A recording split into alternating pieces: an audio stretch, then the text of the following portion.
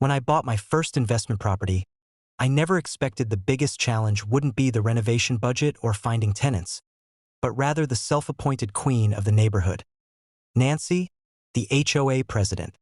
It all started when I purchased a quaint duplex on the edge of a well-kept suburban development. One unit was vacant, the other occupied by a young couple who'd lived there for 3 years. The previous landlord was an older man who'd moved to Florida and sold me the place at a steal. Excited to check out my new investment, I drove over one Saturday morning to inspect the property and greet the tenants.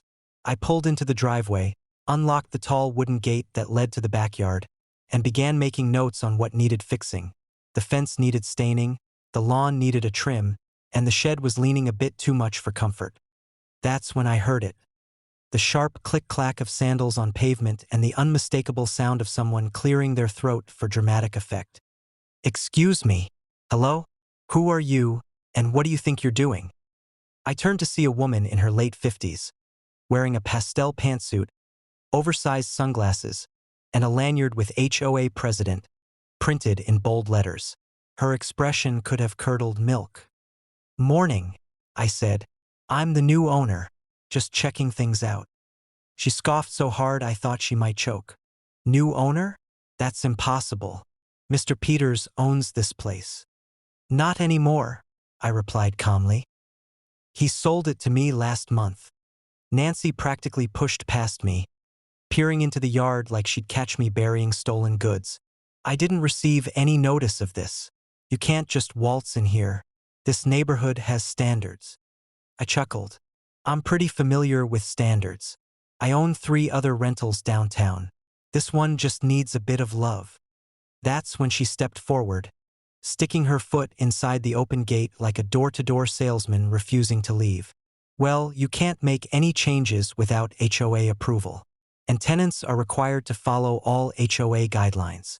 You clearly don't know how things work around here." "Ma'am," I said, suppressing my annoyance.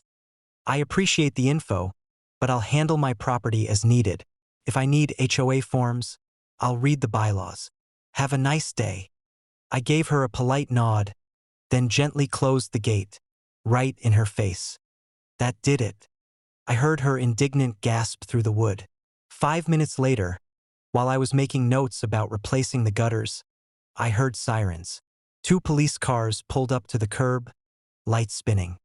Nancy was standing in the driveway, arms waving like she was directing traffic. As the officers got out, she pointed at me dramatically. "That's him. He's trespassing and harassing me." One of the officers approached me, hand resting on his belt. "Sir, what's going on here?" I handed him my ID and the deed copies I'd brought, just in case my new tenants were home and needed proof of ownership. Nancy was practically vibrating with fury. "He's a squatter, or a scammer. I've never seen him before. This is my neighborhood." The officer glanced at my paperwork, looked back at Nancy, and then back at me. "This all checks out, ma'am. He owns the property." Nancy's mouth fell open. "That's impossible. He can't own it. I would have been told." I couldn't help it, I grinned. "Well, I'm telling you now, and since the duplex sits on its own lot, technically you're standing on my driveway." Nancy's face turned the color of a ripe tomato. She sputtered something about reporting this to the board and stormed off, mumbling threats about fines and citations. The officer gave me a sympathetic shrug. "Sorry about that, sir. Happens more than you'd think." After the cops left, I knocked on the occupied unit's door to introduce myself to the tenants. They were lovely, and more than happy when I told them I planned to upgrade the appliances and wouldn't be raising the rent anytime soon.